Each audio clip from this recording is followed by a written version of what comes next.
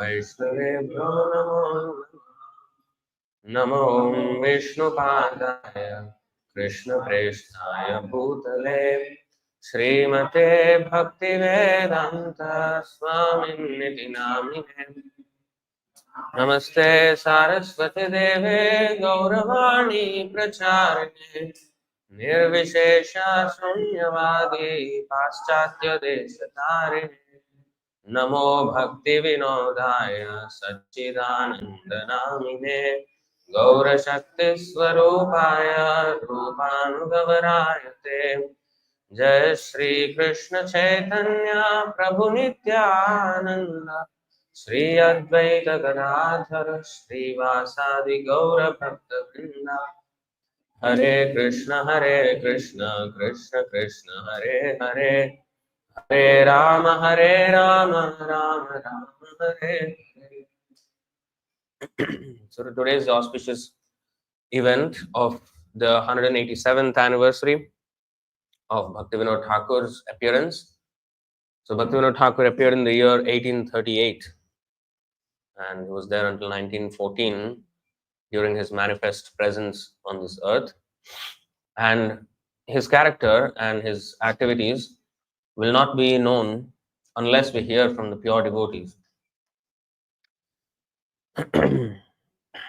Now, usually on the appearance day or disappearance day, we do recount some of the activities and some of the pastimes of the great personality, the Acharya, and that is a bona fide way of remembrance. In fact, Prabhupada said in one of his conversations or letters, glorification means to remember some of the activities and the significance of those activities and repeating that for everybody's collective memory. Now, today we will do a slightly different thing. We're going to read along the lecture the article by Bhaktisiddhanta Saraswati Thakur on the occasion of the appearance day of Bhaktivinoda Ṭhākura in the year 1931. So he published this in the Harmonist magazine, and we're going to read from that, volume 6, I think. Volume 6, issue 29, something like that. So the title, actually he wrote more than one article titled Thakur Bhaktivinoda, one in 1928 and one in 1931. So this is Thakur Bhaktivinoda.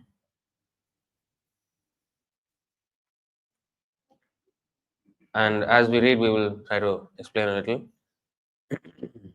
Thakur Bhaktivinoda. We avail the opportunity offered by the anniversary celebrations of the advent of Thakur Bhaktivinoda to reflect on the right method of obtaining those benefits that have been made accessible to humanity by the grace of this great devotee of Krishna. So Bhaktisiddhanta Saraswati Thakur is going on the way he started off this glorification is to focus or meditate on the right method of obtaining the benefits that have been made accessible to humanity by Bhaktivinoda Ṭhākura. Because the Acharyas leave significant contributions for the world to deliver them from the cycle of birth and death by delivering Krishna consciousness. Their teachings and their methods and the missionary activities serve as models on how we should conduct ourselves. Now, those things, how we should receive. So let's actually go to that verse. It's a very insightful lecture, in fact, this whole, article. Swayam samuttirya sudustaram dyuman bhavarnavam bhima madabhra sauhridah bhavat padam bhoruhanavamatrate nidhaya yatah sadanugraho bhavan. Srimad Bhagavatam 10:2-31. O Lord, who resemble the shining sun, you are always ready to fulfill the desire of your devotee, and therefore you are known as the desire tree, Vancha Kalpataru. Now, when Acharyas completely take shelter under your lotus feet in order to cross the fierce ocean of nescience, they leave behind on earth the method by which they cross. And because you are very merciful to your other devotees, you accept this method to help them. So when the Acharyas tread this material world and go back to Godhead, they leave behind on earth the method by which they cross, and we have to accept that method. Now, Bhaktisiddhanta Saraswati Thakur is saying, how exactly should we accept the method? He said, to reflect on the right method of obtaining those benefits that have been made accessible by Bhaktivinoda Ṭhākura. So Thakur Bhaktivinoda has been specifically kind to those unfortunate persons who are engrossed in mental speculation of all kinds. This is the prevalent malady of the present age. The other acharyas who appeared before Thakur Bhaktivinoda did not address their discourses so directly to the empiric thinkers. They had been more merciful to those who are naturally disposed to listen to discourses on the absolute without being dissuaded by the specious arguments of avowed opponents of Godhead. What is he saying? So the acharyas before Bhaktivinoda Ṭhākura, they have only preached to willing audience who were pious in their backgrounds and who were willingly coming forth to hear these discourses and who have some faith in this.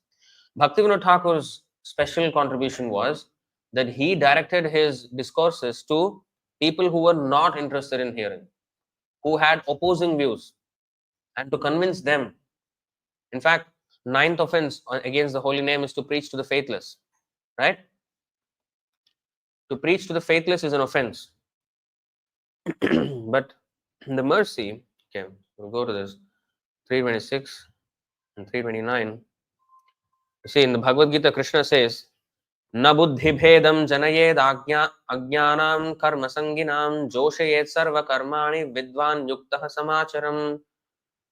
So as not to disrupt the minds of ignorant men attached to the fruitive results of prescribed duties, a learned person should not induce them to stop work.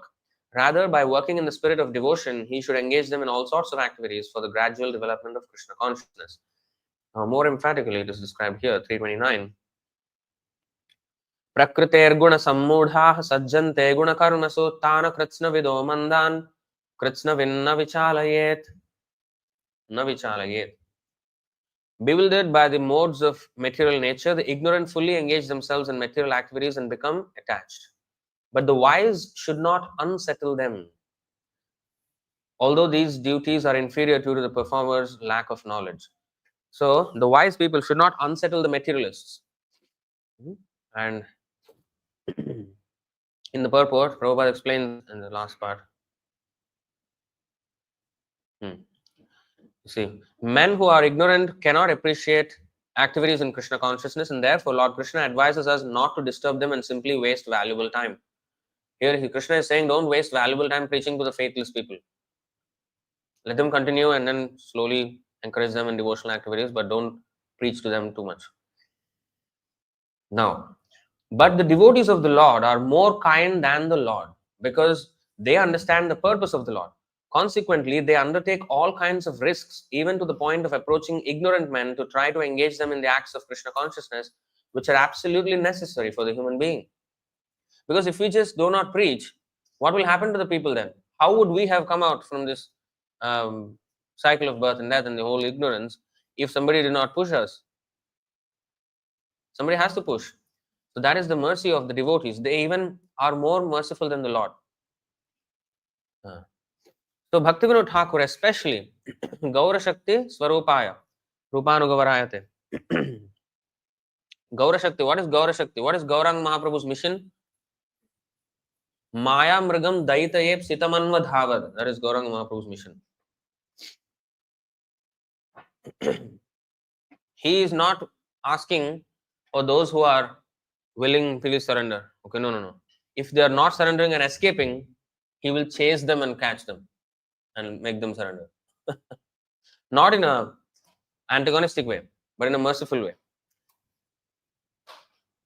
Tyaktva sudustyaja surepsita rajya lakshmim dharmishtha arya vachasa yadagadharanyam maya mrigam dayitayepsita manvadhava vande mahapurushate charanaravindam. Maya mrigam dayitayepsita manvadhava. So, see, O Mahapurusha, I worship your lotus feet. This is a prayer to Chaitanya Mahaprabhu. It also applies to Ram and Krishna, but specifically to Chaitanya Mahaprabhu. You gave up the association of the goddess of fortune and all her opulence, which is most difficult to renounce and is hankered after by even the great demigods. He took sannyas at the age of 24 when his wife was 16. Just married a few months ago and he took sannyas. You thus left for the forest in obedience to a Brahmana's curse. One Brahmana cursed him when he was doing kirtan in the Srivas Angan. Out of sheer mercifulness, this is most important. Out of sheer mercifulness, you chased after the fallen conditioned souls who are always in pursuit of the false enjoyment of illusion, and at the same time engaged in searching out your own desired object, Lord Shamsundar. He chased the conditioned souls when they were not interested. And that is especially evident in this verse. Adilila 7.31-32. তাহা দেখি মহাপ্রভু করে না চিন্তন জগৎ ডুবাইতে আমি করিল যতন কেহ কেহ এড়াইল প্রতিজ্ঞা হইল ভঙ্গ তাসবা ডুবাইতে পাতিব কিছু রঙ্গ. So this patibo kichu ranga means a trick. Kichu ranga, I will devise some trick. So see, seeing that the Mayavadis and others were fleeing from where? Fleeing from the merciful inundation of Chaitanya Mahaprabhu's mercy. Chaitanya Mahaprabhu was inducing so many people to chant, but the Mayavadis were escaping. Seeing that the Mayavadis and others were fleeing, Lord Chaitanya thought, I wanted everyone to be immersed in this inundation of love of Godhead, but some of them have escaped. Therefore, I shall devise a trick to drown them also. Then he took sannyas after this. Patibo kichuranga, you see, word to word. Patibo means shall devise. Kichu means some ranga, trick. Patibo kichuranga, I shall devise some trick. So he is finding out ways and means how to capture. His purport here is an important point. Lord Chaitanya Mahaprabhu wanted to invent a way to capture the Mayavadis and others who did not take interest in the Krishna consciousness movement. This is the symptom of an acharya. An acharya who comes for the service of the Lord cannot be expected to conform to a stereotype, for he must find the ways and means by which Krishna consciousness must be spread. Sometimes jealous persons criticize the Krishna consciousness movement because it engages equally both boys and girls in distributing love of Godhead. So of course he included the point of engaging women and men in Krishna consciousness, in the preaching of Krishna consciousness.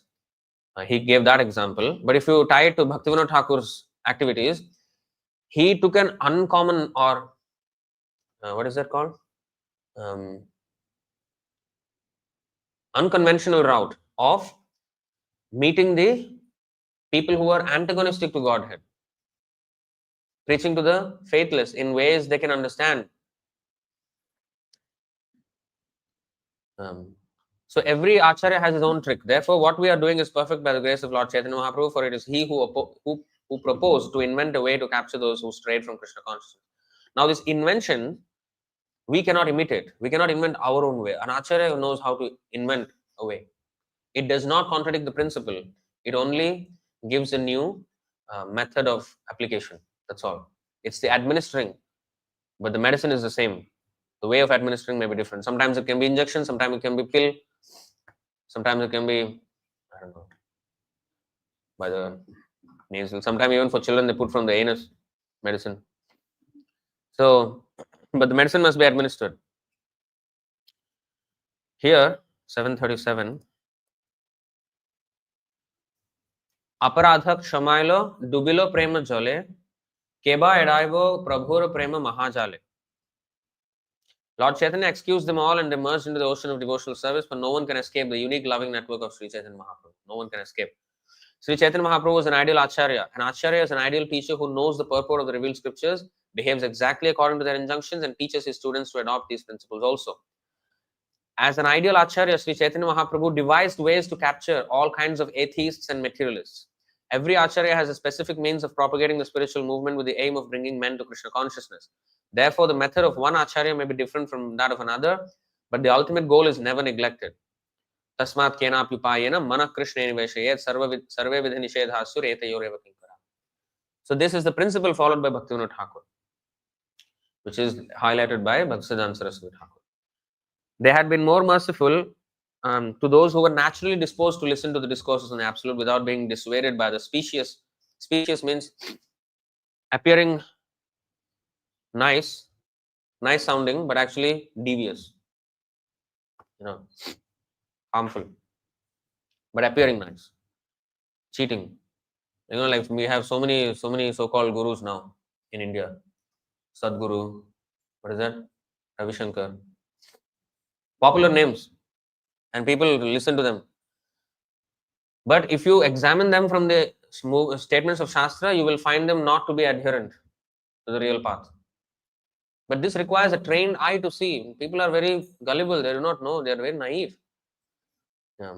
So these are called specious arguments. They talk as if very intellectually advanced, and they even sometimes appeal to our intellect and provide us some intellectual gratification, but never the real um, benefit of sadhu sangha.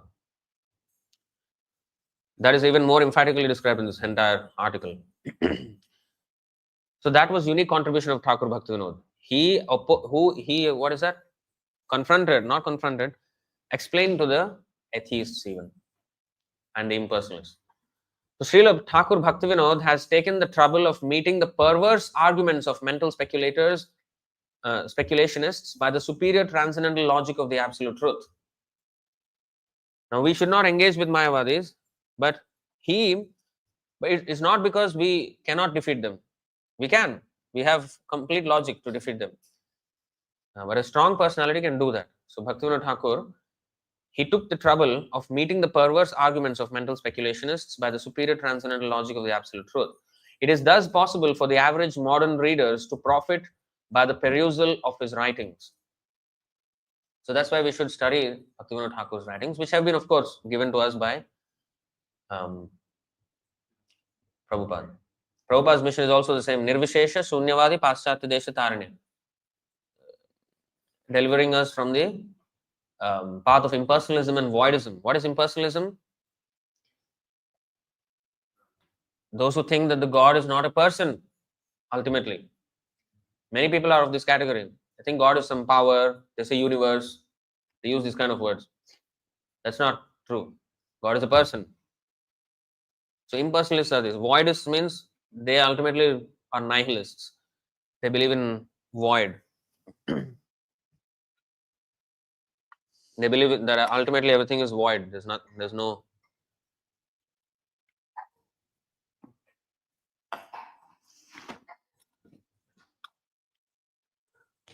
That day is not far distant when the priceless volumes penned by Thakur Bhaktivinoda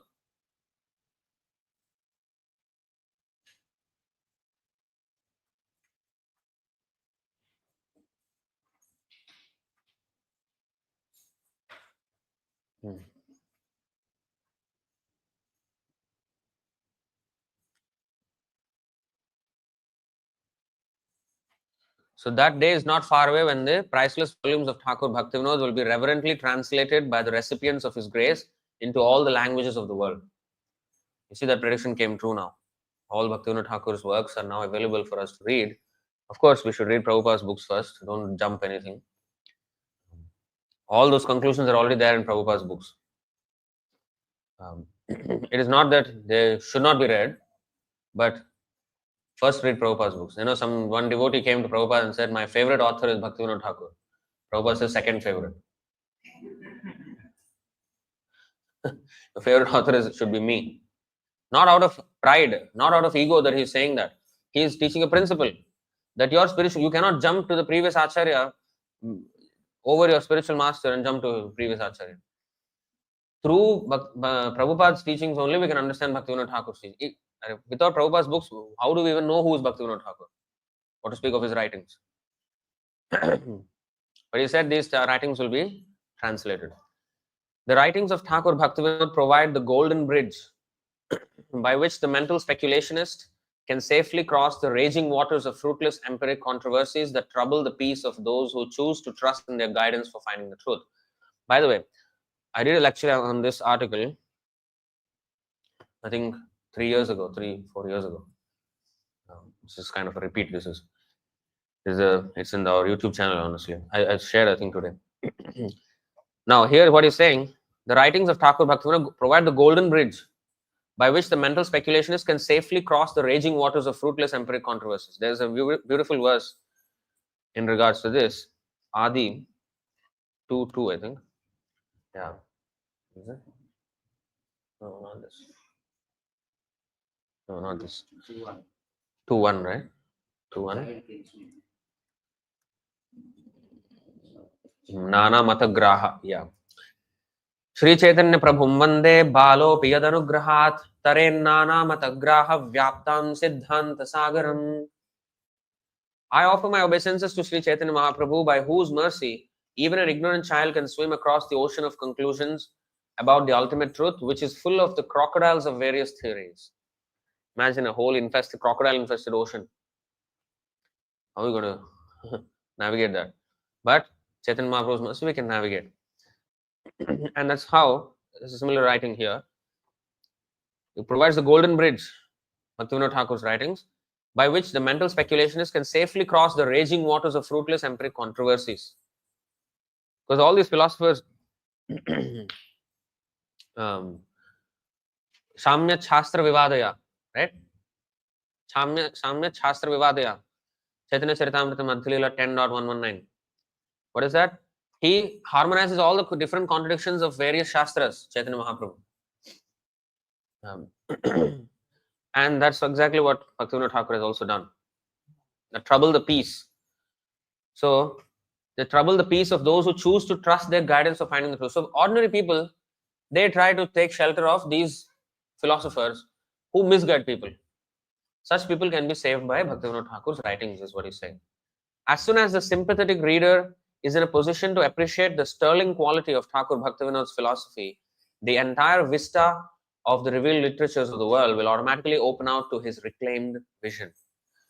So, once a person understands the spotless quality, the sterling quality of Bhaktivinoda Ṭhākur's philosophy, which is not different from the Vedic philosophy and Chaitanya Mahaprabhu's philosophy, the entire vista of the revealed literatures of the world will automatically open out to his reclaimed vision. What is reclaimed vision?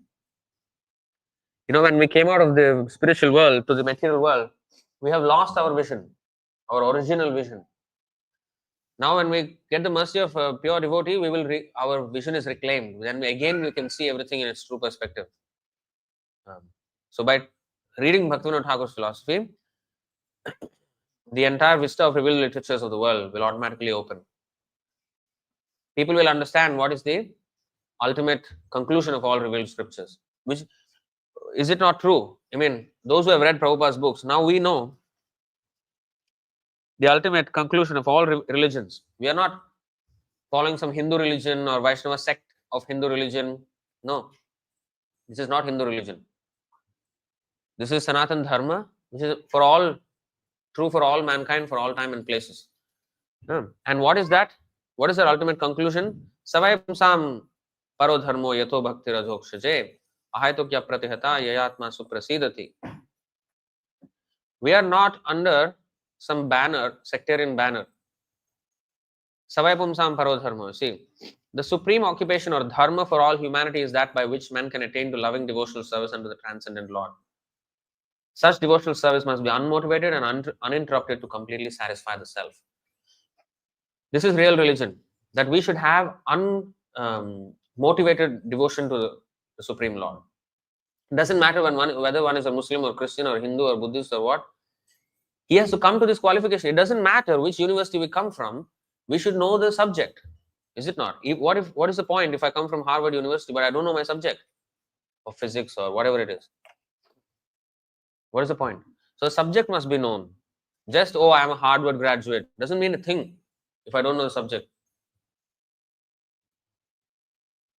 So if I say that I'm this, I'm that, I label myself with some religion name, but I do not know the signs of God and how to love Him, then I failed in my whatever I have been following. They have, however, already arisen serious misunderstandings regarding the proper interpretation of the life and teachings of Srila Ṭhākur Bhaktivinoda. This was 1931. 1914 he left. 1931 is 17 years from his departure. Serious misunderstandings regarding his proper interpretation of the life and teachings. Those who suppose they understand the meaning of his message without securing the guiding grace of the Acharya are disposed to unduly favor the method of empiric study of his writings. There are persons, okay, so there were some people, including one of his own brothers, Bhaktisiddhanta Saraswati Thakur's brother. What is his name? Who was against Bhaktisiddhanta Saraswati Thakur always? Who? Lalit Prasad, yes. Lalit Prasad.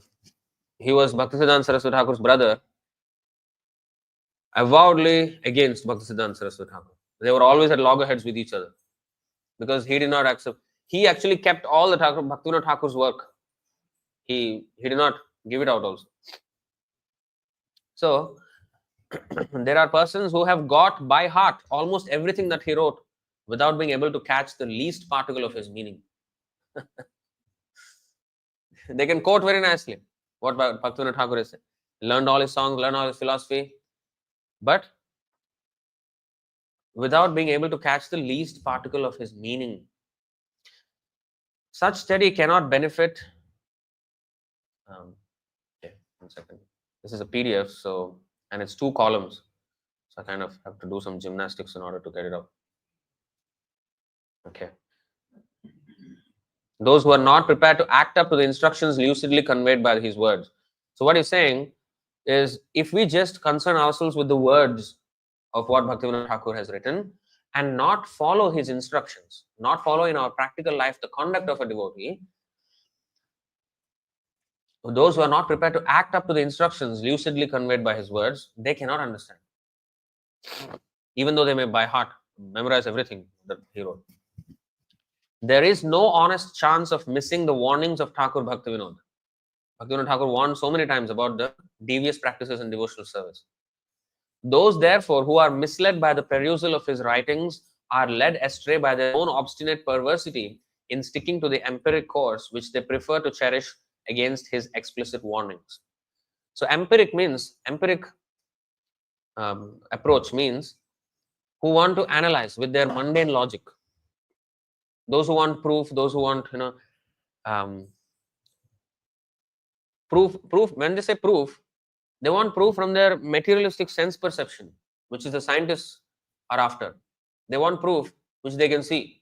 What is the use of your eyes? So this experiential knowledge will not help. Empiric philosophy will not help. Empiric approach. We have to actually follow the instructions and then taste. For example, if I tell you the taste of mango is like this, like that, like this, like that, I can go on for 5 hours describing the taste of mango. But you will never understand what the taste of mango is until you actually taste it. So this analytical understanding without actually taking to the process is like licking the bottle of honey. Prabhupada mentioned Bhaktisiddhanta Saraswati Thakur. Licking the bottle of the honey, but you cannot taste the honey. So that's what he's against. You have to actually open it and taste it.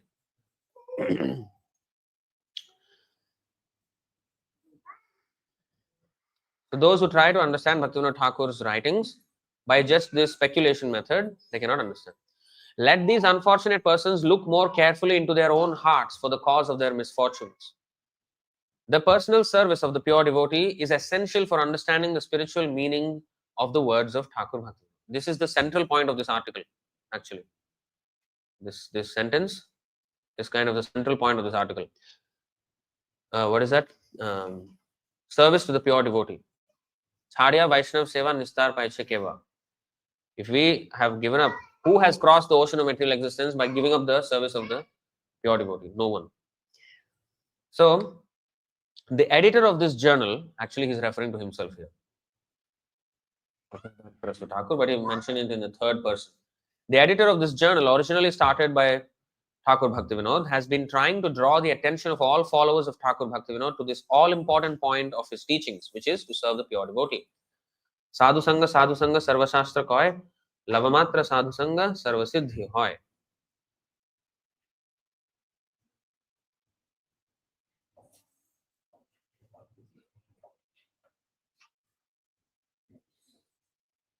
The verdict of all revealed scriptures is that by even a moment's association with the pure devotee, one can attain all success. So, Sadhu Sangha is stressed everywhere. All scriptures are stressing Sadhu Sangha, Sadhu Sangha, Sadhu Sangha, Satsanga. But nowadays, this Satsanga has become such a common word, and people are going to all kinds of Asatsanga and thinking it's Satsanga. Anybody who comes together to sing some bhajan is Satsanga.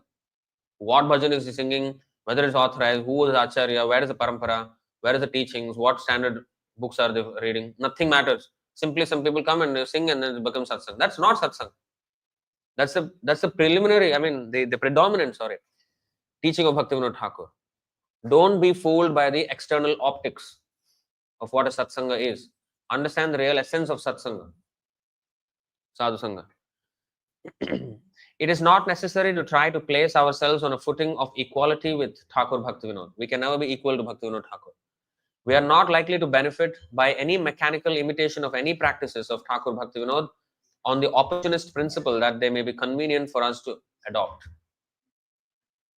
The Guru is not an erring mortal whose activities can be understood by the fallible reason of unreclaimed humanity. So Guru is not Martya, Namartya Buddhya Suyeta Sarvadeva Mayogu. He is not an erring mortal. He does not make mistakes. He does not make any errors. The Guru is not an erring mortal whose activities can be understood by the fallible reason. Our reasoning is fallible. Sometimes we think such and such should be the behavior of a pure devotee. But we may find in the activities of a pure devotee which may contradict our own understanding of what a pure devotee should be. Like for example, they say, oh, a pure devotee should never get angry. And if sometimes somebody is putting forward a deviant argument, when the devotees actually become angry, then they say, oh, how can you become angry? Sometimes we distribute books on the street, some people come and argue, and then we do get angry. Oh, you're getting angry, you're not sadhu, you're a nonsense. Then how Hanuman is sadhu? Hanuman not only got angry, he got so angry he burned the whole Lanka. So he is not sadhu. Arjuna was not sadhu, that he got angry and killed.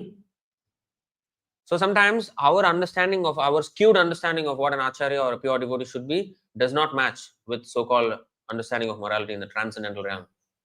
And morality, a chaste woman should be always with the husband and not have affair with another man. But gopis were going and having affair with Krishna. Seemingly immoral, but not at all immoral. Now today we have so many women chanting Krishna's name. Are they unchaste to their husbands? They're after Krishna and not her husband. Is that unchaste? That's stupidity. Krishna is not an ordinary man that they're having a relationship with. He's Krishna, he's the Supreme Personality of Godhead. So that's not unchaste. That's a supreme chastity, in fact. We originally belong to Krishna. Our relationship with our husband, wife, children, these are all temporary. They hold no eternal value. Temporarily, when we are got together, we have to just make use of that opportunity to increase our devotional service. Okay, if one is in a family, then okay, the head of the family should guide the rest of the family to become devotees with the full understanding that they all belong to Krishna and not me. So eternally we all belong to Krishna, and Krishna is called the original Pati of everyone.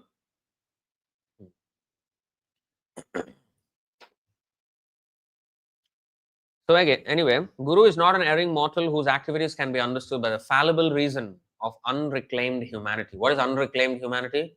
Those who have not been reclaimed into the personal association of the Lord. Those who have not been initiated into this spiritual discipline of the parampara. Those who have not become disciples, those who have not become devotees yet by the by the association of a bona fide guru. So they are all unreclaimed humanity. They are forlorn humanity who have been, they are in this world. So they have fallible reasoning.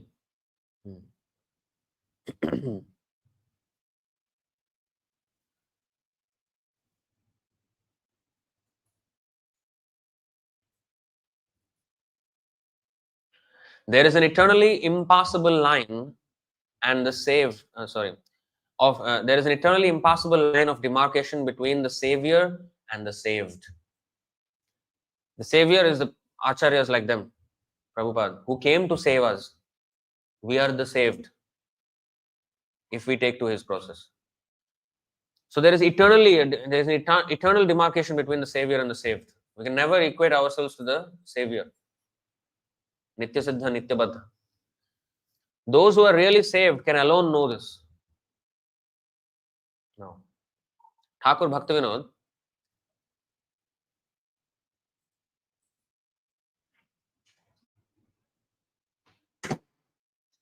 Very good. Thakur Bhaktivinoda belongs to the category of the spiritual world teachers. World teachers means Jagat Gurus. Belongs to the category of the spiritual world teachers who eternally occupy the superior position.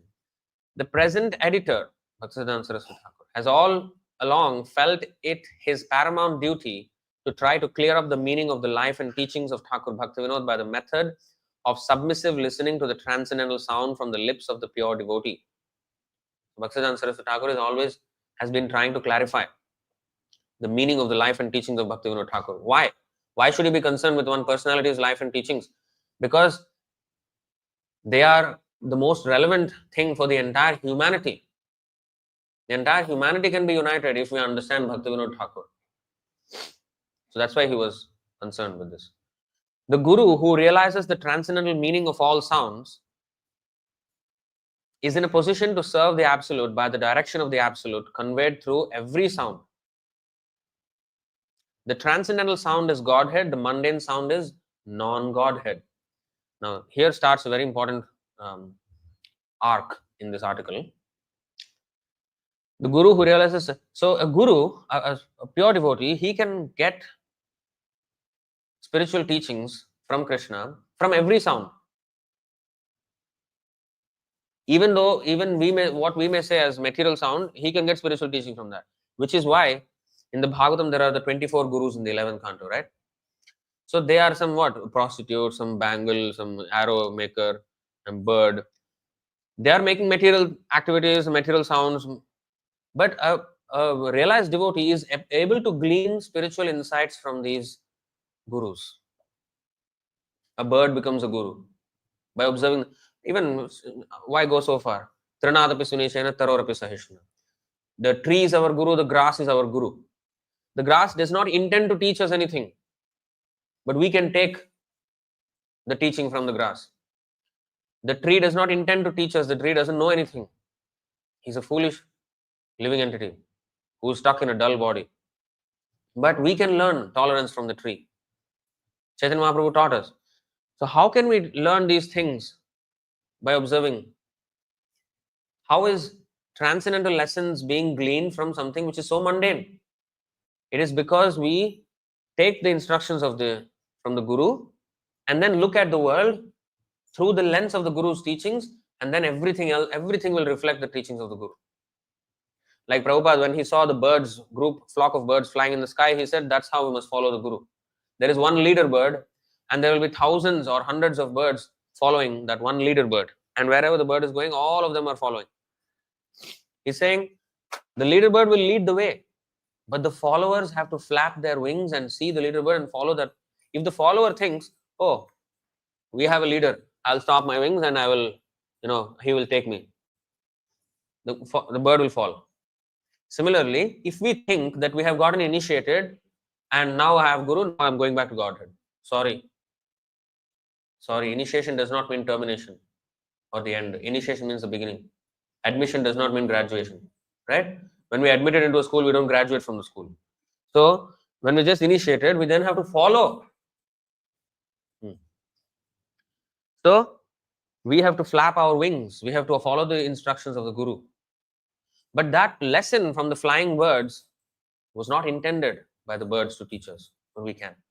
So that is the meaning here. The Guru who realizes the transcendental meaning of all sounds and all sights or smells or everything, all sense perception, is in a position to serve the Absolute by the direction of the Absolute conveyed through every sound. Okay? When Prabhupada saw the ocean from the ship, he said, what is that? Govinda Jaya Jaya Gopal Jaya. He said, such a vast ocean, so powerful. But because by the order of Krishna, it's not going beyond the beach. People are fully confidently, lying down on the beach. Huh? On whose order is the ocean not? They are at the cusp of a great danger. They are at the border of a great danger.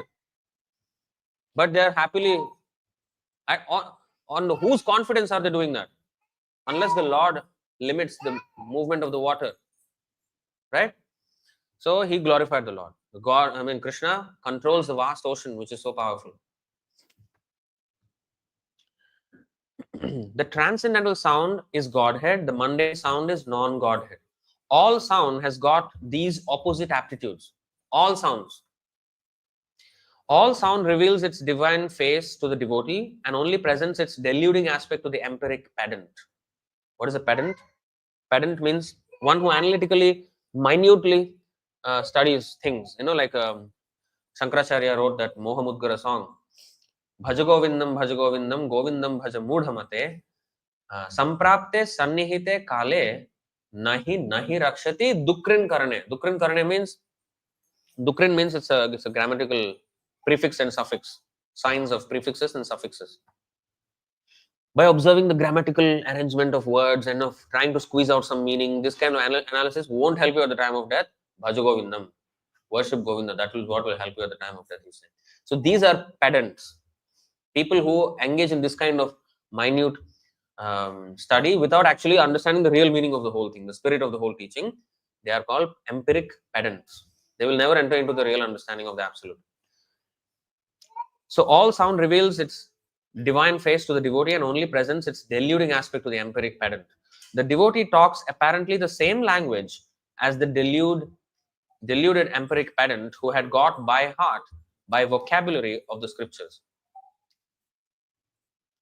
So sometimes these empiric pedants, they may by heart so many verses, so many scriptural texts in Sanskrit, they may even have the entire Bhagavad Gita context, and they may quote freely from everywhere, but they had gotten the vocabulary of the scriptures by heart, but not the essential meaning of it.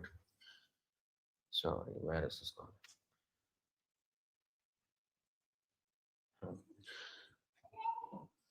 So the devotee talks apparently the same language as the deluded empiric pedant who had got by heart the vocabulary of the scriptures. But notwithstanding apparent identity of performance, the one has no access to the reality while the other is absolutely free from all delusion. So what a pure devotee may say and what the non-pure devotee may say may sound the same vocabulary. But that's why apparent identity of performance.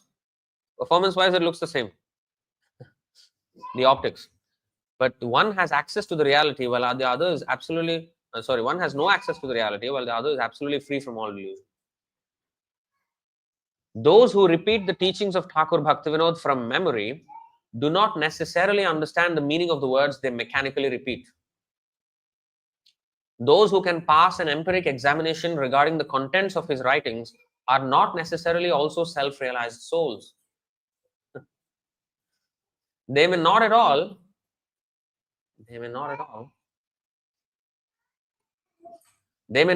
know the real meaning of the words they have learnt by the method of empiric study. Take, for example, the name Krishna. So here is an example. Every reader of Thakur Bhaktivinoda's works must be aware that the name manifests himself on the lips of his serving devotees, although he is inaccessible to our mundane senses. Now we know this, right? Ata Sri Krishna Namadi na bhavet graham indriya.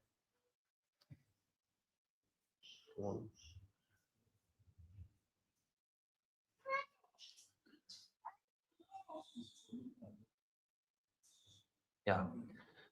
Take, for example, the name Krishna. Every reader of Thakur Bhaktivinoda's works must be aware that the name manifests himself on the lips of his serving devotees. So when we chant Krishna's name, Krishna is already on our tongue. We know this, right? We have heard this many times. And we even repeat this to others. Although he is inaccessible to our mundane senses. We are unable to exactly feel him, but we have accepted on theory that he is there on our tongue. In the beginning at least. It is one thing to pass the examination by reproducing this true conclusion from the writings of Thakur Bhaktivinoda, and quite another matter to realize the nature of the holy name of Krishna by the process conveyed by the words. To actually feel Krishna on our tongue when we are chanting, that is a totally different thing. It is one thing to pass the examination by reproducing the true conclusion, but quite another matter to realize the nature of the holy name of Krishna. Thakur Bhaktivinoda, this is called realization, Jnanam and Vijnanam. Jnanam is knowledge. Vijnana means actually realization. We should crave realization. We should first of all have knowledge. We often meet devotees who are not even interested in knowledge. That's why we are now pushing so much about reading. We find devotees not reading much, hardly reading anything. But if you're not even interested in knowledge, where is the craving for the realization comes then? I don't even know what I should realize.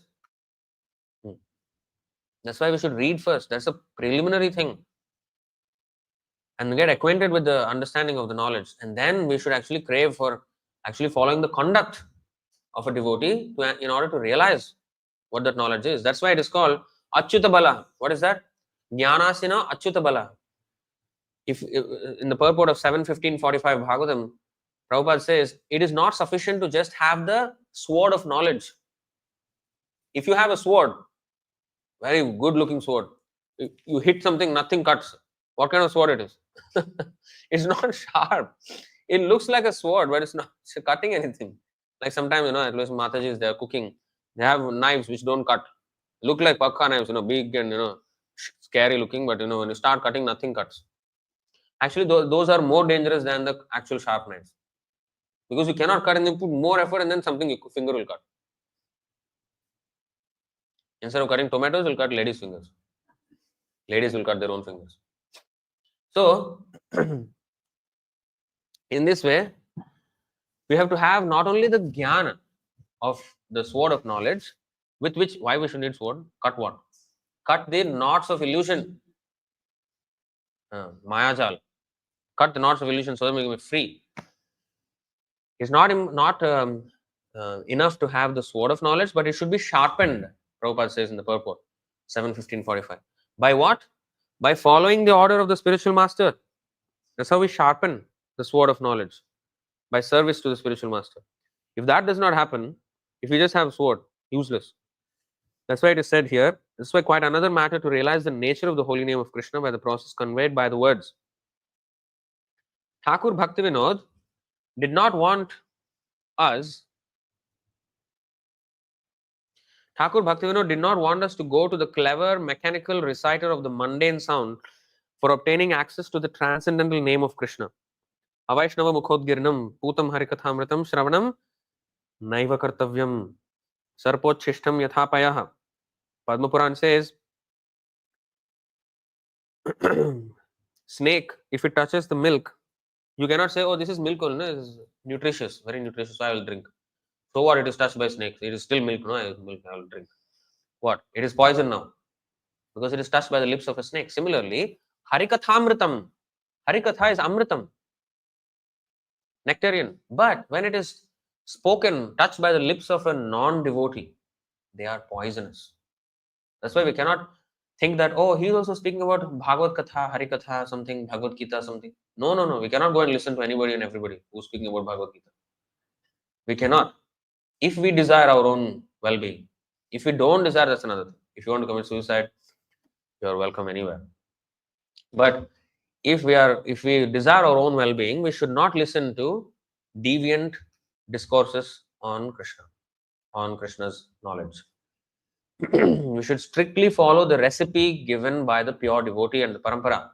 If we do not follow the recipe, we're not going to get the end result, the dish that we want to cook. Right? I have to follow very carefully the full details of the recipe. Right? So Thakur Bhaktivinoda did not want us to go to the clever mechanical reader of the mundane sound for obtaining access to the transcendental name of Krishna. Such a person may be fully equipped with all the written arguments in explanation of the nature of the divine name. But if we listen to all these arguments from the dead source, the words will only increase our delusion. The very same words coming from the lips of the devotee will have the diametrically opposite effect.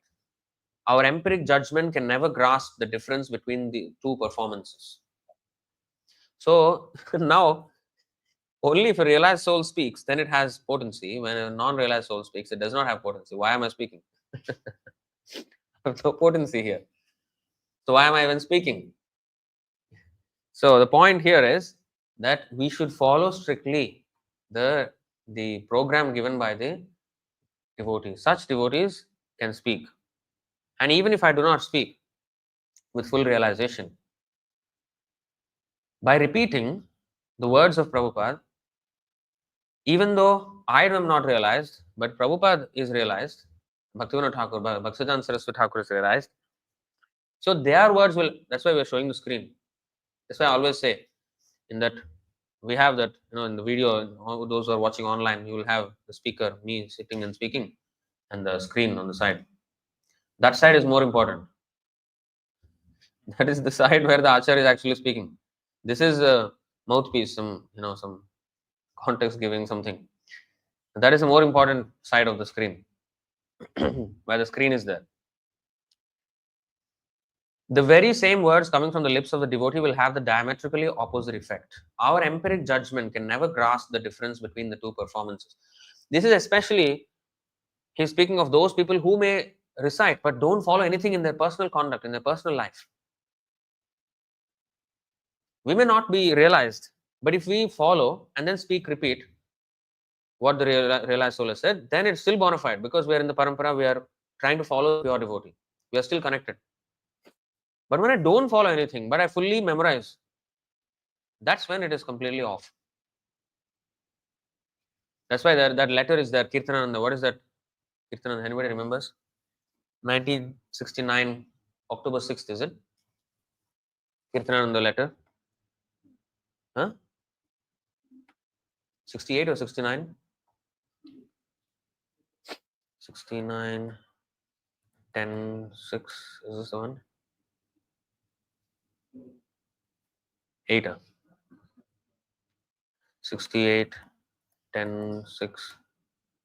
Is the one?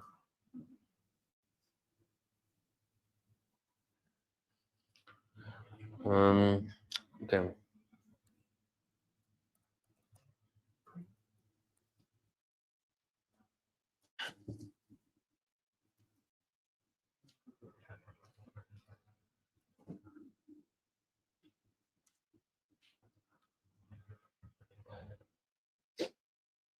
Is this the one? No.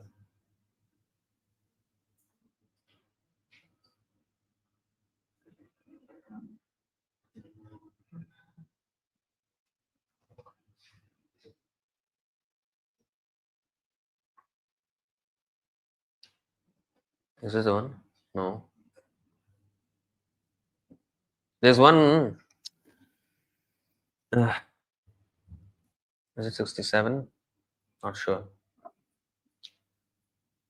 In October of one of the 60s, there's a letter about Kirtananda Swami where he went against. If anybody remembers or gets it, please share it with me. I'll go and read on. The devotee is always right. The non-devotee in the shape of the empiric parent is always and necessarily wrong. In the one case, there is always present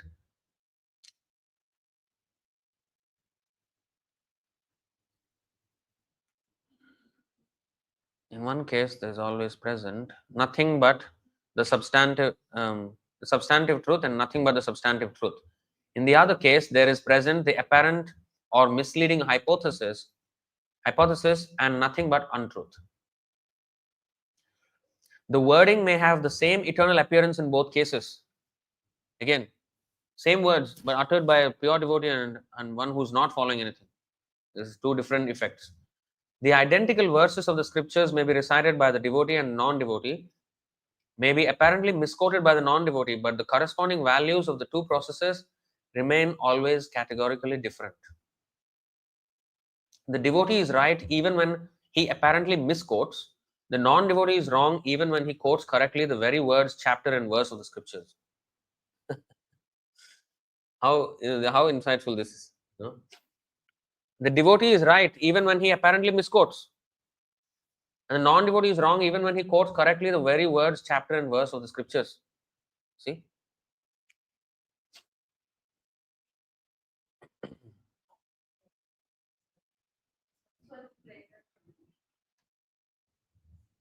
What date? 1960 what?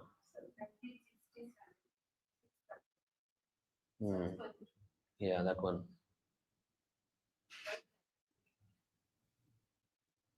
Okay.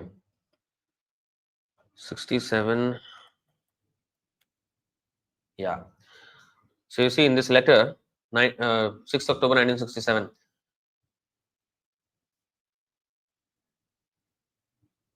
very recently, Kirtananda has developed a different consciousness of Maya, which is called misuse of one's minute independence offered by Krishna. By misuse of one's independence, one at once becomes a victim of Maya, and thus he loses all importance in Krishna consciousness. So it is my definite opinion that his lecture anywhere now will bear no spiritual sequence. He must rectify his mistake before he can play in our society any important role. By lips, he says that he is a surrendered soul, but by action, he is thinking differently. I may inform you in this connection that, oh, so this is different. So this is the point that the, the point where is not following. So such people will have no consequence or no significance even when they speak. That's why his lecture will have no potency. He's saying lost his link due to disobedience. What is that? Kirtananda may be eager to address in the Harvard University, but recently he has lost his link on account of disobedience. You sing every day morning that by the mercy of the spiritual master one can please the Lord, and one who has not pleased the spiritual master cannot have any access in the realm of Krishna consciousness. Very recently, Kirtananda has developed a different consciousness of Maya. So this is the point.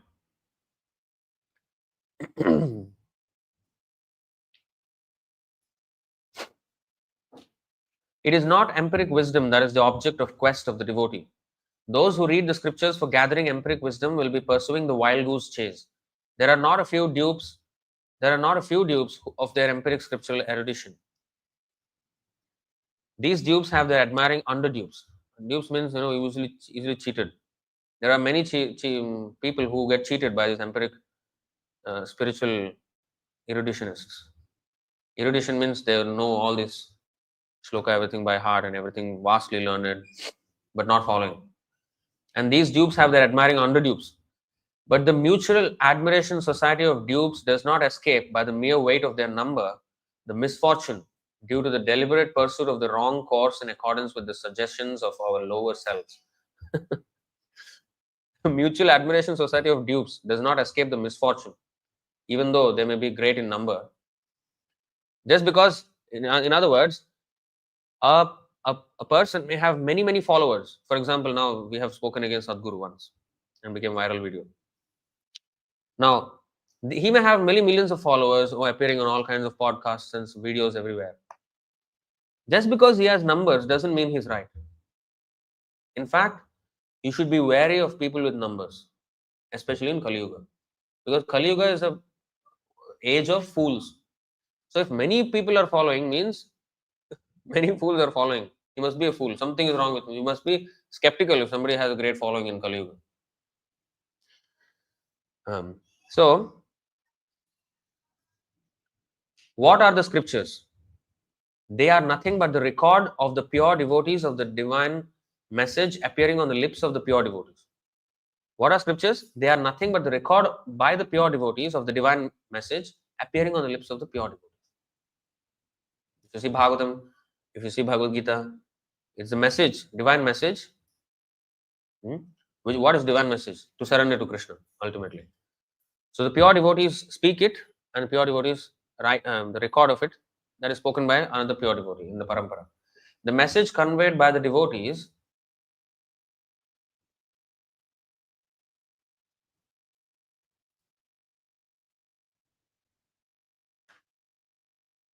is the same in all ages. What Prahlad Maharaj said millions of years ago is still true today. Nothing has changed.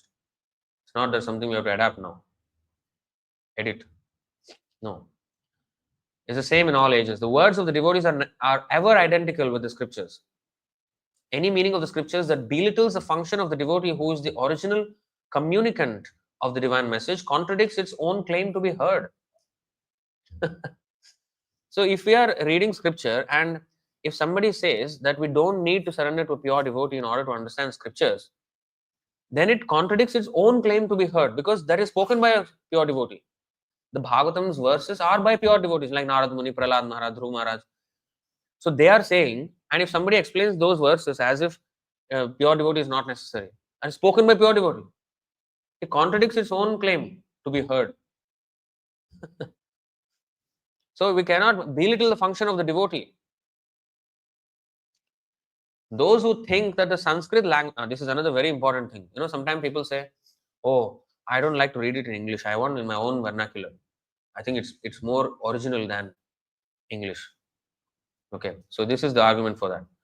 Those who think that the Sanskrit language, in its lexicographical sense, is the language of the divinity, are as deluded as those who hold that the divine message is communicable through any other spoken dialects. Again, those who think that the Sanskrit language, in its lexicographical sense, is the language of the divinity, are as deluded as those who hold that the divine message is communicable through any other spoken dialects. Oh,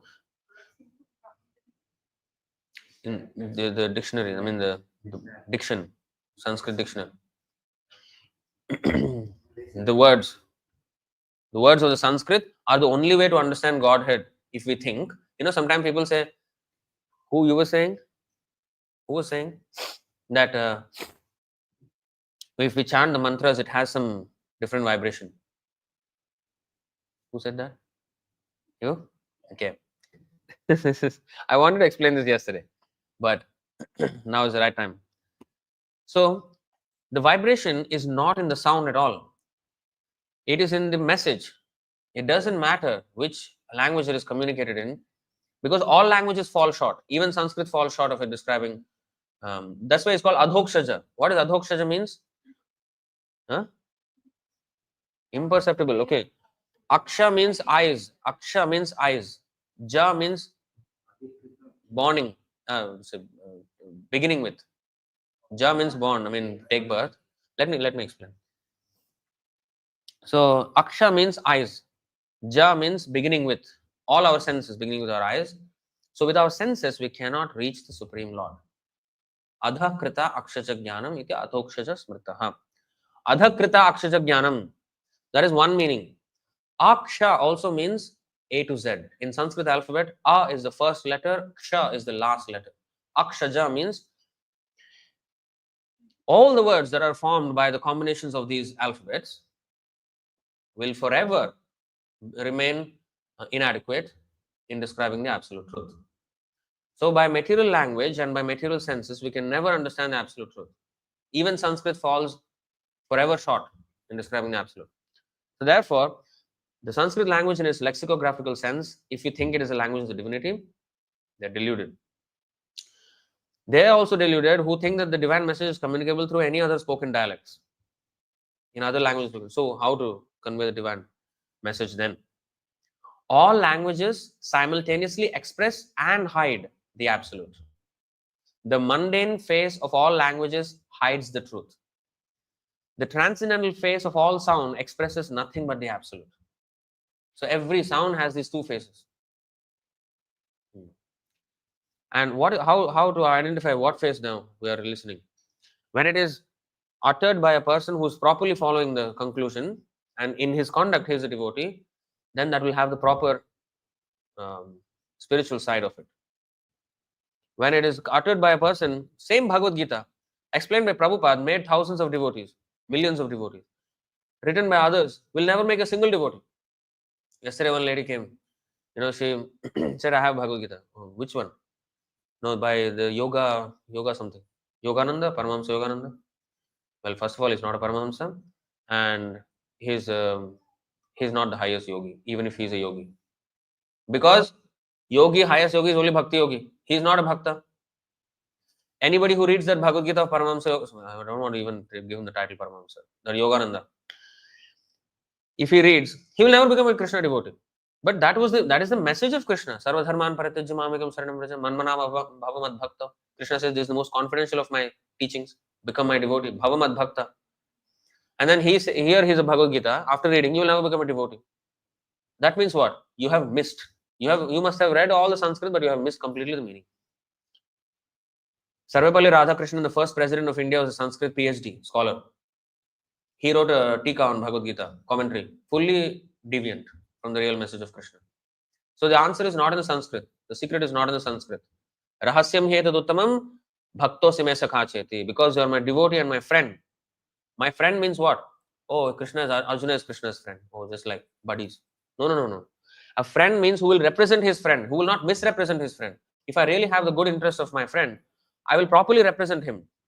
I will not misconstrue his words to, say something else. He has the goodwill of Krishna. Ambassador, he is an ambassador of goodwill of Krishna. So he has to be a devotee, and of course, a devotee will be a friend of Krishna. He will not be an enemy of Krishna. Try to hide Krishna, try to kill Krishna.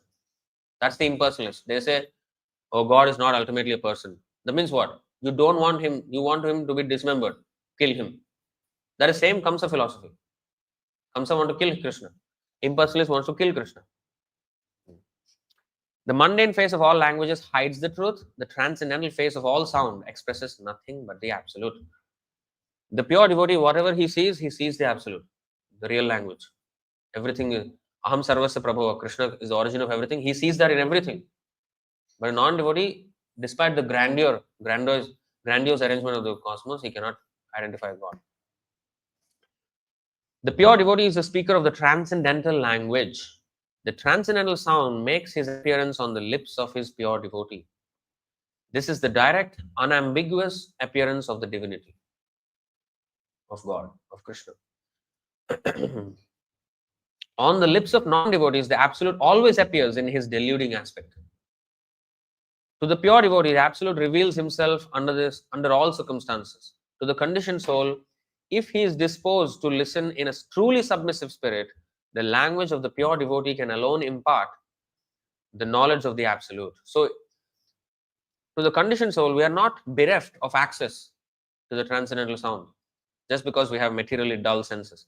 If we have a truly submissive spirit, that's why Tattvavit pranipatena pariprashnena sevaya. That is submission, submissive spirit. First of all, surrender. Then submissively inquire and serve. Otherwise, if we don't have the submissive spirit, then we cannot understand. If we do have the submissive spirit, then the language of the pure devotee can alone impart the knowledge of the absolute. The conditioned soul makes the deluding, the conditioned soul mistakes the deluding for the real aspect when he chooses to lend his ear to the non-devotee. When the non-devotee speaker speaks, the conditioned soul mistakes the deluding for the real aspect. And that's how he gets cheated. This is the reason why the conditioned soul is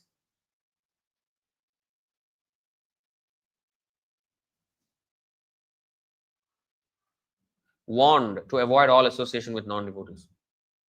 That's why we should avoid association with non-devotees and have a association of pure devotees. Thakur Bhakti. Now we have to be careful that we don't make this association an association of non-devotees. Yes, we are warned against association with non-devotees outside, right? But here should be an association of devotees. Now this also can become an association of non-devotees. If we don't submissively hear the message of the devotee, then who are we? If we are not reading Prabhupada's books, we are devotees. We are devoting ourselves to what? Devotee means one who is devoted. Employee means one who is employed. Right? Devotee means one who is devoted. Devoted to what? If I am not devoted to Prabhupada's teaching, then what am I devoted to? Is this a show bottle devotee? We don't want such show bottle rascals. Prabhupada said we don't want sitting down rascals. We want preachers. We want warriors like Arjuna. So we should hear. We should hear regularly. At least 1 hour daily. We should read Prabhupada's books.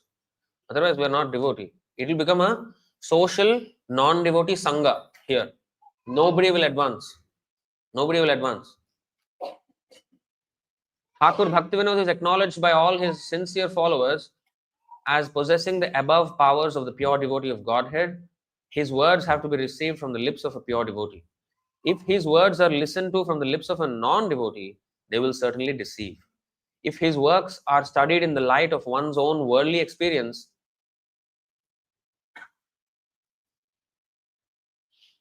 their meaning will refuse to disclose itself to such readers. Recently in the Rath Yatra edition of the magazine Signs of Godhead, we wrote an article called the curse of the Vedas. Curse of the Vedas. So it's actually based on the curse that Jiva Goswami gave in the 6th verse of the Tattva Sandarbha, of the Shat Sandarbhas, where he said, Shapatorpitaha, he said, those who do not take surrender to Krishna as the sole objective of their life, if they read this book, let them be cursed.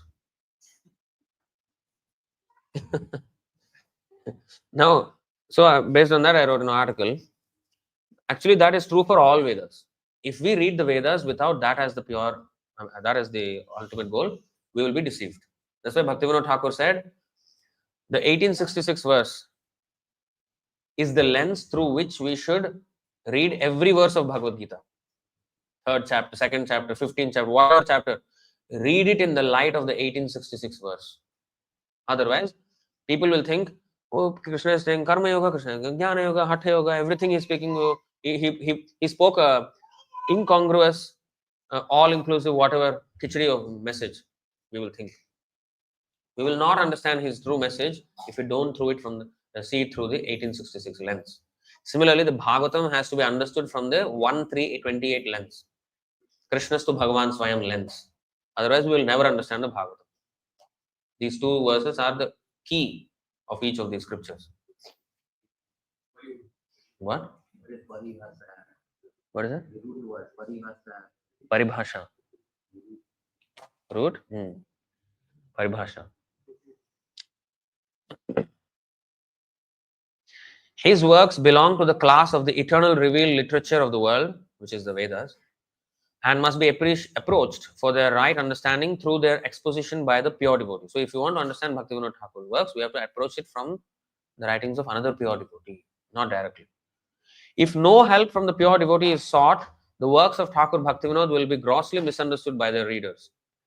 The attentive reader of those works will find that he is always directed to throw himself upon the mercy of the pure devotee. See, the attentive reader of Bhaktivinoda Ṭhākur's words will find that he is always directed. So, Bhaktivinoda Ṭhākur is always pointing the reader to throw himself upon the mercy of the pure devotee.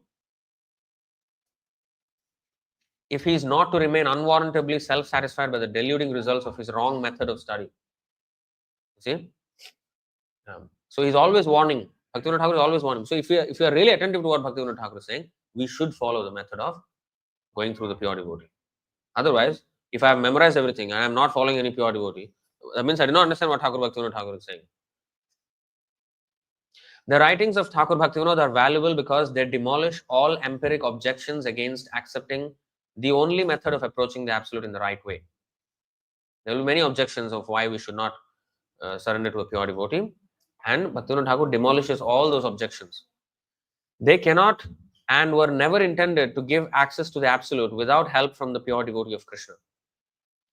They direct the sincere inquirer of the truth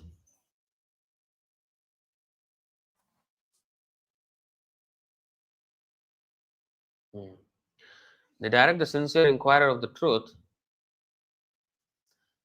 the revealed scriptures do, to the pure devotee of Krishna to learn about him by submitting to listen with an open mind to the transcendental sound appearing on his lips. So basically, hearing from a pure devotee. Before we open any of the books penned by Ṭhākur Bhaktivinoda, we should do well to reflect a little on the attitude with which, as the indispensable prerequisite to approach the study. So we should meditate on or reflect on the attitude with which we are approaching this. This appears, is applicable even to Prabhupada's books. We should not approach these books for just some gratification or some. We should be wanting to become a devotee of Krishna. With that attitude, we have to approach. And always seeking the mercy of pure devotee, not by independent study. It is by neglecting to remember this fundamental principle that the empiric pedants find themselves so hopelessly puzzled in their vain endeavor to reconcile the statements of the different texts of the scriptures. They are unable to harmonize contradictions when they find them, because they don't actually know the connecting thread that connects everything, that harmonizes everything. They miss the point. The same difficulty is already in process of overtaking many of the so-called followers of Ṭhākur Bhaktivinoda, and for the same reason. The person to whom the Acharya is pleased to transmit his power is alone in a position to convey the divine message. Yatayam, what is that? Ayatayamani. Chandamsi ayatayamani. 1080, 42. Right? Only he can understand. Tushtoham bho dvija shreshthah satyah santu manoratha chandamsi ayatayamani bhavantiha paratracha. Sandipani Muni is telling Krishna and Sudama, his disciples, you boys are the best of the twice born. Twice born means Brahmana. And I am satisfied with you. So the Guru is satisfied with his disciples. May all your desires be fulfilled. Jai Prasade Pure Sarvasha. And may the Vedic mantras you have learned never lose their meaning for you in this world or the next. In other words, if we displease the Guru, the Vedic mantras will lose their meaning for us. They will become stale. And the word exactly in Sanskrit that is used is ayata yamani, means never growing old. And this is in stark contrast. The opposite word is yata yamam, and that is explained in this verse of 1710 actually, 1710 of Bhagavad Gita. The food in the mode of ignorance. We know sattvic food, rajasic food, tamasic food. Tamasic food is described as yata yamam gatarasam. What is yata yamam? Food cooked 3 hours before being eaten. I think now the prasadam is already cooked 3 hours before being eaten.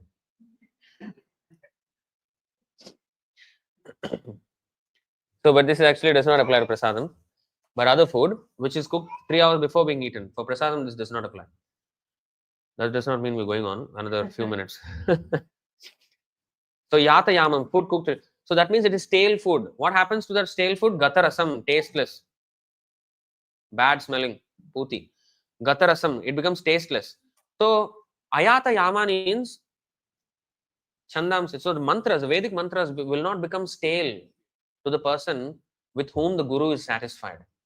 And for the person with whom the Guru is not satisfied or dissatisfied, the mantras become stale. That means they won't infuse the same enthusiasm, the determination, and the patience in the devotee who is not following the instructions of the spiritual master. He will lose the enthusiasm. And gatarasam become tasteless. So that's why it is said here, the person to whom the Acharya is pleased to transmit his power is alone in a position to convey the divine message. This constitutes the underlying principle of the line of succession of the spiritual teachers, parampara. The Acharya thus authorized has no other duty than that of delivering intact the message received from all his predecessors.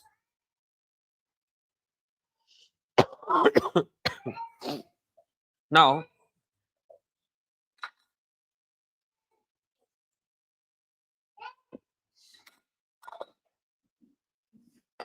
the person who can repeat from memory the Vedic statements may sound like he is telling the same message, but his conclusion is totally opposite the Vedas.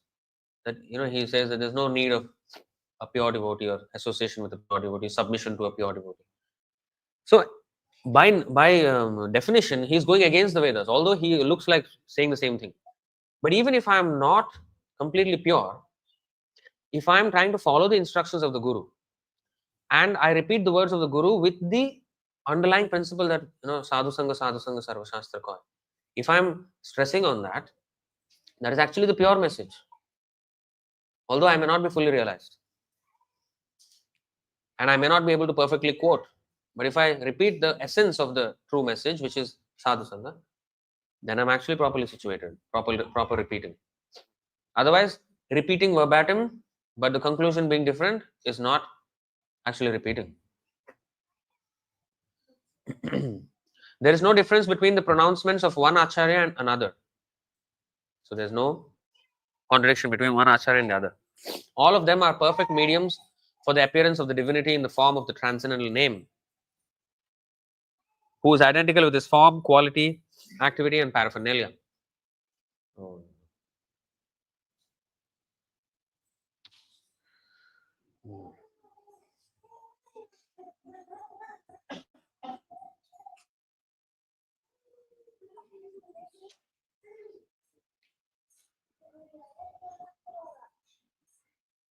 This is a problem with the PDF.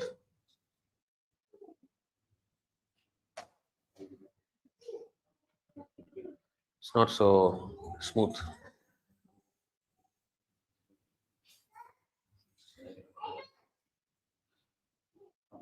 Hmm. This constitutes the underlying principle of the line of the succession of spiritual teachers. The Acharya, thus authorized, has no other duty than that of delivering intact the message received from all his predecessors. There is no difference between the pronouncement of one Acharya and the other. All of them are perfect mediums for the appearance of divinity in the form of transcendental name, who is identical with his form, quality, activity, and paraphernalia.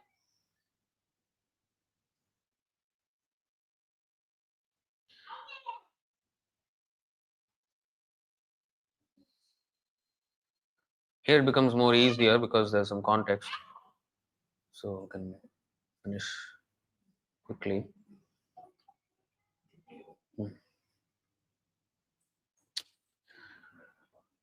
Krishna is so painstakingly slow.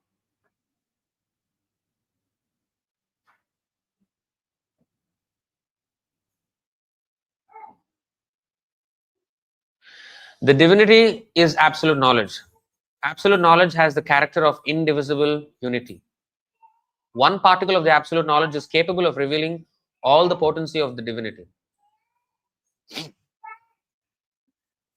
Many times Prabhupada said, if somebody reads the Bhagavad Gita, he will be completely Krishna conscious. If somebody reads Nectar of Devotion completely, he will be completely Krishna conscious. So that's true. Any of these books can make one completely Krishna conscious if studied properly. Those who want to understand the contents of the volumes penned by Thakur Bhaktivinoda by the piecemeal acquisitive method applicable to deluding knowledge, available to the mind on the mundane plane, are bound to be self-deceived. If you understand, piecemeal, like different portions, and they try to study it like a material science, they cannot understand these truths. Spiritual knowledge is not to be understood like that. We should start reading and then applying it in our life, then it will be proper. We can understand. He's saying enough of your talking. Those who are sincere seekers of the truth are alone eligible to find him in and through the proper method of his quest. In order to be put on the track of the absolute, listening to the words of the pure devotee is absolutely necessary. Listening to the words of pure devotee is absolutely necessary. This is why reading is very important. Please read. Okay? Don't think we can become devotee without reading. Delusion. You are in a big delusion if you are thinking like that. The spoken word of the devotee is the absolute. It is only the absolute who can give himself away to the constituents of his power. The absolute appears to the listening ear of the conditioned soul in the form of the name on the lips of the sadhu. Shrutekshita. The absolute appears to the listening ear. Shrutekshita Patha. 3911 Bhagavatam. In the form of the name on the lips of the sadhu. This is the key to the whole position. The works of Thakur Bhaktivinoda direct the empiric pedant to discard his wrong method and inclination on the threshold of the real quest of the absolute. So threshold means just at the boundary of this spiritual path. He should, just like we leave the slippers just at the entrance of the temple and come inside, we should leave aside all the chappal like what is this empiric pedantry outside the precincts of the transcendental realm and enter into this. So he's saying discard his wrong method and inclination on the threshold of the real quest of the absolute. If the pedant still chooses to carry his errors into the realm of the absolute truth, he only marches by a deceptive bypath into the regions of darker ignorance by his arrogant study of the scriptures. Is he taking bypass? So you see, if the pedant still chooses to carry his errors into the realm of the absolute truth, he only marches by a deceptive bypath into the regions of darker ignorance by his arrogant study of the scriptures. The method offered by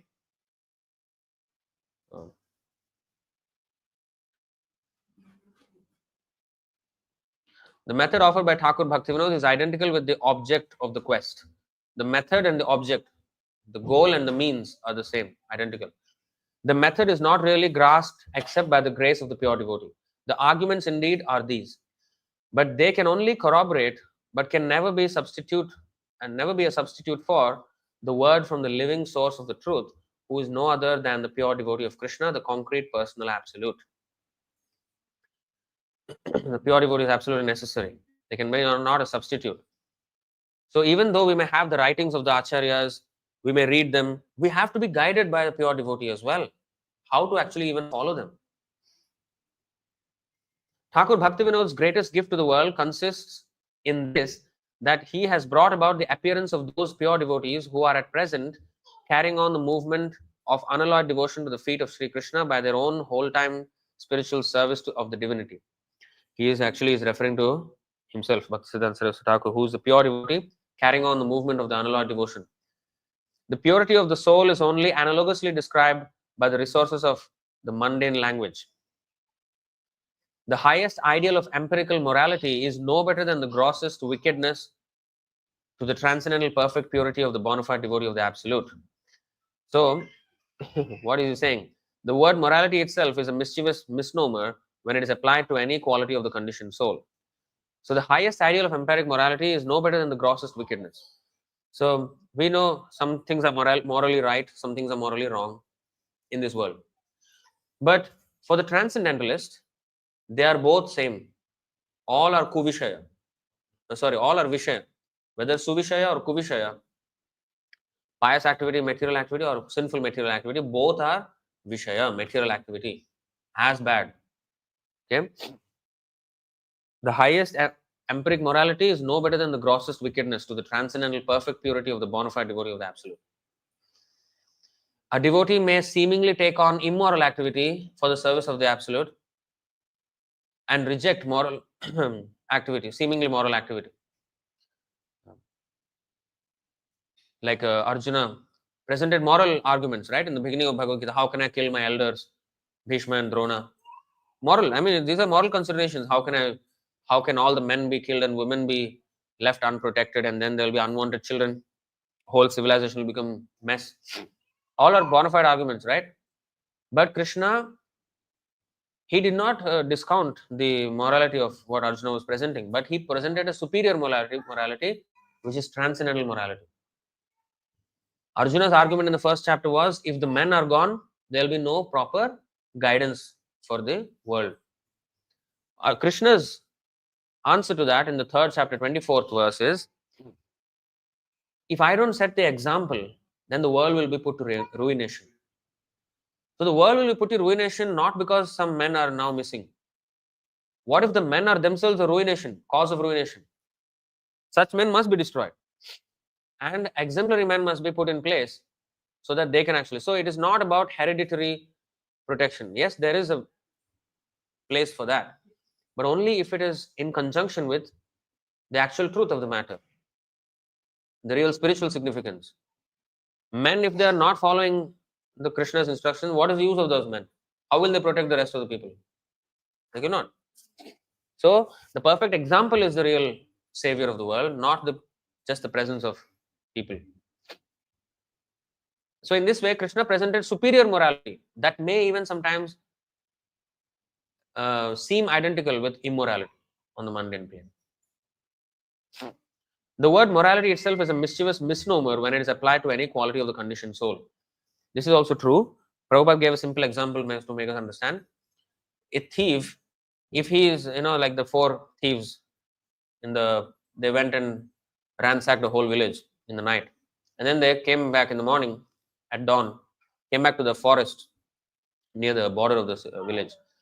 Then they said, okay, the leader said, okay, take out all your whatever you have stolen. Now please be fair, be honest, don't hide anything in your pockets, because we're going to equally distribute this among ourselves. He was speaking about equality, he's speaking about fairness, he's talking about honesty, but the basis of it was stolen property. So materialists, they are taking everything from Krishna. They are actually stena, thieves. We have taken everything from Krishna. If we speak of morality and honesty and fairness and equality, but when there is no even gratitude or even mention of Krishna as the owner of everything, then to start with, we are thieves. So that's why any morality itself is a mischievous misnomer. We cannot apply the word moral to a materialist. Because he is not moral, fundamentally he is not moral, because he denies the Supreme Lord. The hypocritical contentment with a negative attitude is part and parcel of the principle of undiluted immorality. The negative attitude means he doesn't want to actually surrender to Krishna. Is part and parcel of the principle of undiluted immorality. It means concentrated immorality. If I don't want to surrender to Krishna, I am immoral. Those who pretend to recognize the divine mission of Thakur Bhaktivinoda without aspiring to the unconditional service of those pure souls who really follow the teachings of the Thakur by the method enjoined by the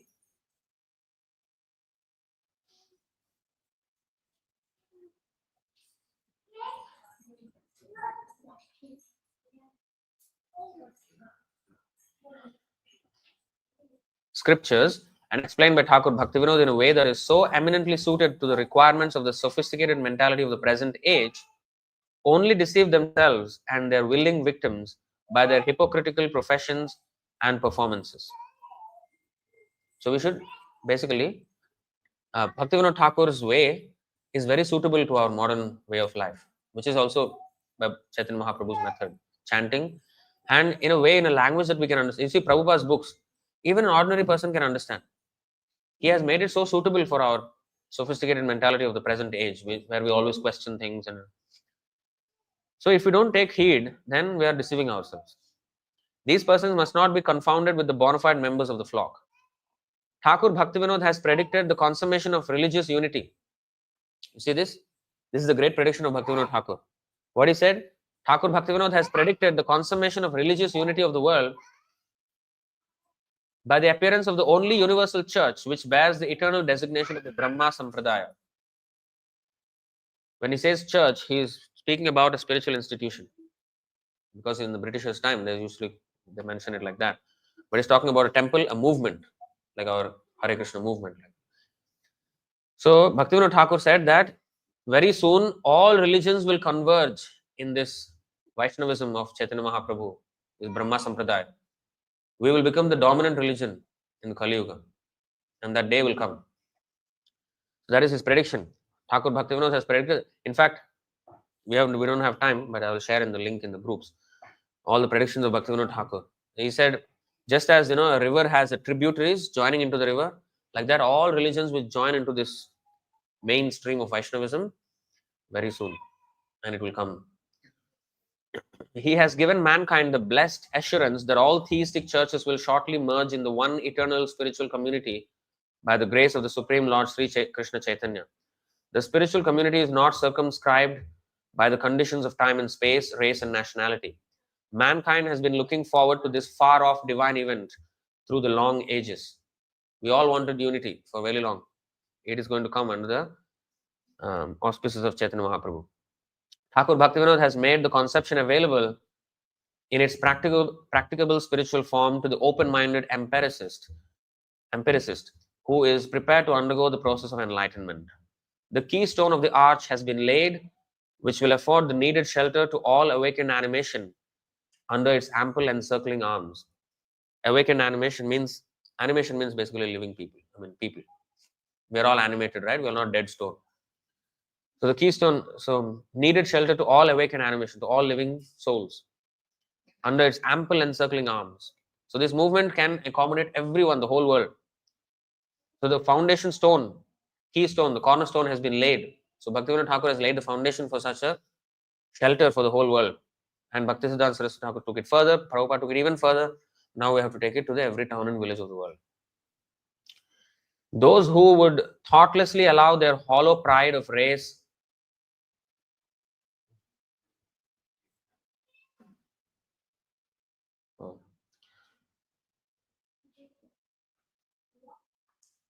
knowledge or pseudo virtue to stand in the way of this loving hope for consummation would have to thank only themselves for not being incorporated in the spiritual society of all pure souls.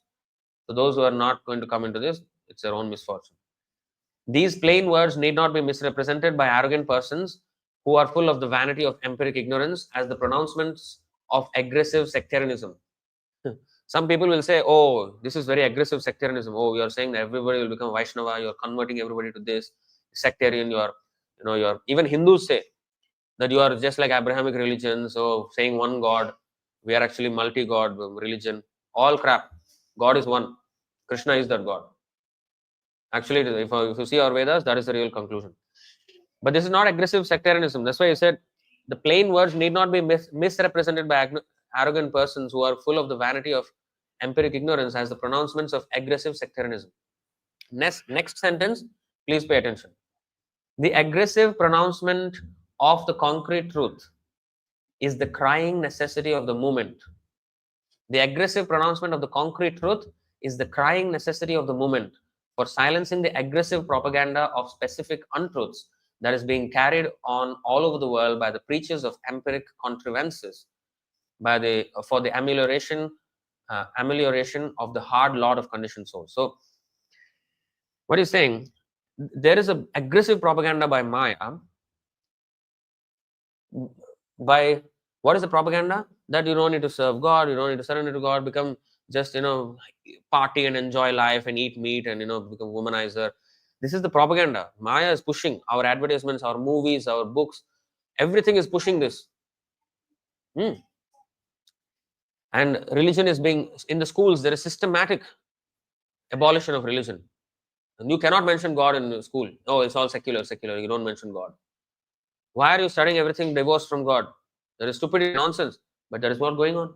Aggressive propaganda. They say, oh, we are not aggressive, we don't want to be partying anyone. We will be neutral to everybody. But actually, that is aggressive. Real state, secular state means, Prabhupada said, they must ensure that every religionist who professes a certain religion, whether he is following his religious tenets or not, everybody should follow their religion properly. Not that you follow whatever you want in your church, in your mosque, in your temple, in your pagoda or whatever. We don't want to interfere in what you do, but just don't become a terrorist. That's not the way a state should handle it at all. State should be theistic. It should be a theocracy, not a democracy. Democracy is just demon crazy. Theocracy means ruled by theology. And Manusmriti is our law book for mankind. And ultimately, the Naradeva, the king, is actually the representative of the Supreme Lord. He has to rule according to the rule of the Supreme Lord. So, there is an aggressive propaganda to remove God from the equation, to remove God from the lives of people. And that is the exact thing that will drive people to hell. You see how much meat is being, now we will think that Singapore is a safe country where there is no crime, very low crime, right? You go out the hawker center, they're eating all pigs and prawns and cows and everything. Is that not crime? But it is not counted as crime because they do not know what is crime and what is not, what is sin and what is not. What is the difference between sin and crime?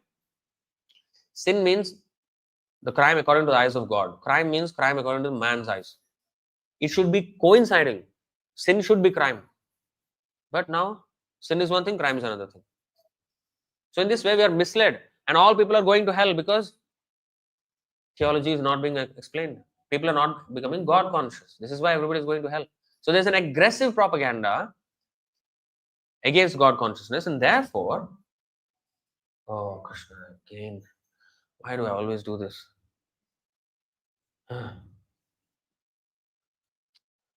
Wasting time now.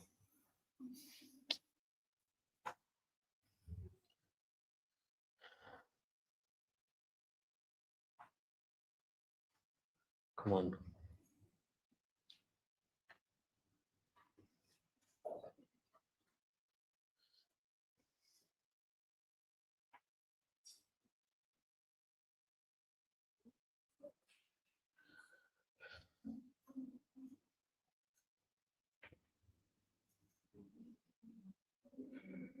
I'm sorry.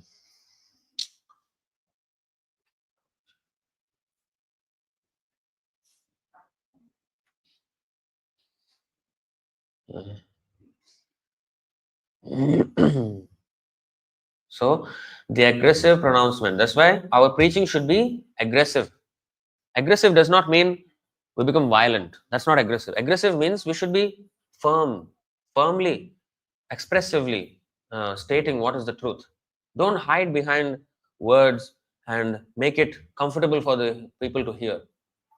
We should not say, or we should not think Oh, if I say Krishna is the supreme personality of Godhead, people will think that they won't like it. There will be people of other religions, what they will think.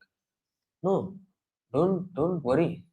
Say it and prove it that all the other names of God, whoever people are speaking, Allah or Christ or Jehovah or Buddha, they're all names of this Krishna. Nam Namakari Bahudha Nija Sarva Shakti. So it is the same religion we are proclaiming that everybody else is doing. So it is not that we are promoting something against those of the other religions. No, all the religions can be harmonized with this understanding. We have to aggressively and confidently present this, and that is the need of the hour, need of the moment. He's saying the aggressive pronouncement of the concrete truth is the crying necessity of the moment for silencing the aggressive propaganda of specific untruths that is being carried on all over the world by the preachers of empiric contrivances for the amelioration of the hard lot of conditioned souls. The empiric propaganda clothes itself in the language of negative abstraction for deluding those. So this is basically neti neti, negative abstraction. Oh, the absolute truth is not this, not this. This is actually impersonalist. The absolute truth is does not have a form like what we see. It does not have sound like what we hear. Does not have sound. What is a taste like what we taste. But what it is, they can explain. What it is not, they're explaining in many ways. If I say there's this tissue paper in my hand, but if I say it is not a pen, it is not a car, it is not a key, it is not okay, fine, it is not this. And what it is, I'm not mentioning. That is a negative description of what I'm having on my hand. That is what is mentioned here. The empiric propaganda clothes itself in the language of negative abstraction. They say that absolute truth is not this, not this, not this, not this, not this, not this. But what it is, they're not describing.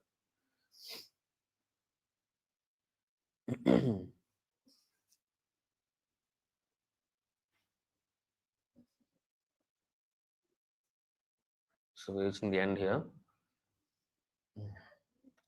Engrossed in the selfish pursuit of worldly enjoyment. There is a positive and concrete function of the pure soul. So we should not do this, but what we should do. Positive and concrete function of the pure soul, which should not be perversely confounded with any utilitarian form of worldly activity.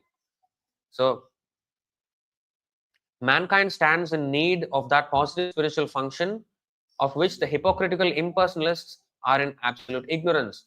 So the positive function means we should not do anything material activity, yes, but we should very aggressively perform spiritual activities with full greed.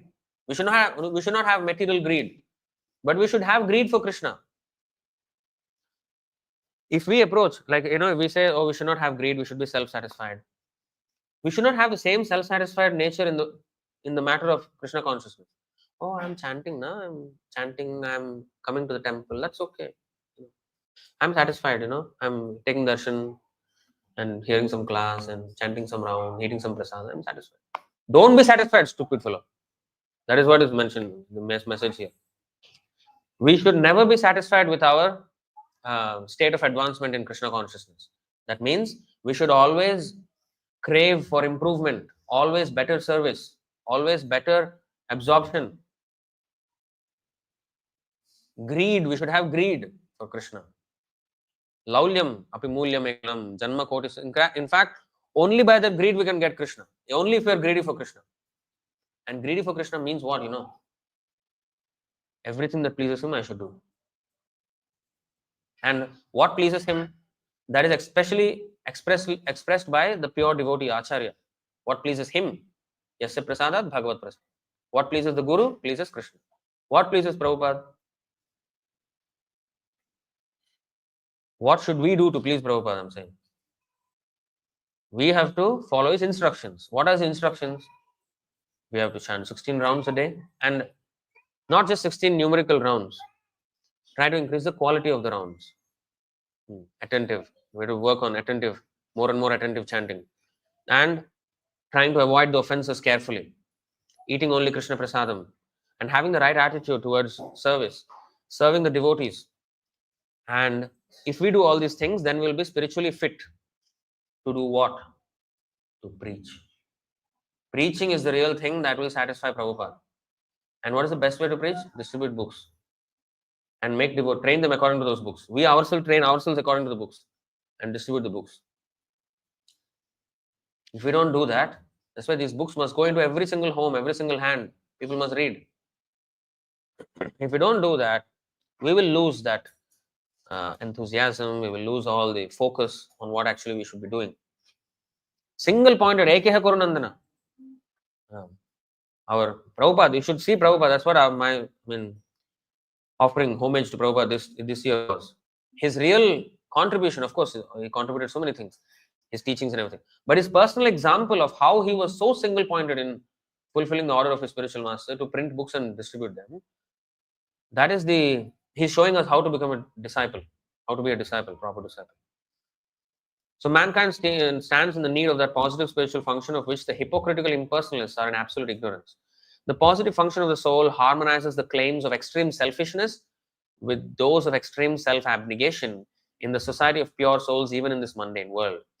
Extreme selfishness are the karmis. Extreme self-abnegationists are the jnanis. Selfishness, the karmis want to enjoy the senses to the max. The jnanis want to come out of all sense gratification. No. Harmonizes the claims of extreme selfishness and extreme self-abnegation. No. What is it? Yukta hara viharasya yukta cheshtasya karma. So do it yukta vairagya. We should be detached in the matter of sense gratification from everything in this world, but we should be attached to everything in this world in the service of Krishna. We should be attached to Krishna and understand the relationship of everything with Krishna and use it in his service. So we should be, so that's why in here, in its concrete realizable form, the function is perfectly inaccessible to the empiric understanding. So empiric understanding, the function means the function of the soul. What is our duty in this world? What is our function in this world? So the function of the pure soul is perfectly inaccessible to the empiric understanding in its concrete realizable form. So if we just empiric, just analyzing, not actually doing service, we cannot understand these things. We have to engage in service. Its imperfect and misleading conception alone is available by the study of the scriptures to the conditioned soul that is not helped by the causeless grace of the pure devotee of Godhead. So this is the end of this article. So the pure devotee of Godhead, taking shelter of the pure devotee, is the sum and substance of this article. So this was the article of Bhaktivinoda Ṭhākura on Bhaktivinoda Ṭhākura's appearance in 1930. Okay, we'll stop it here. Jai Bhaktivinoda Ṭhākura ki jai. Srila Prabhupada ki jai. Bhaktivedanta Saraswati Ṭhākura ki jai. Ananta Koti Vaishnava Vrinda ki jai. Nitai Gaur Premanande. Hari Hari.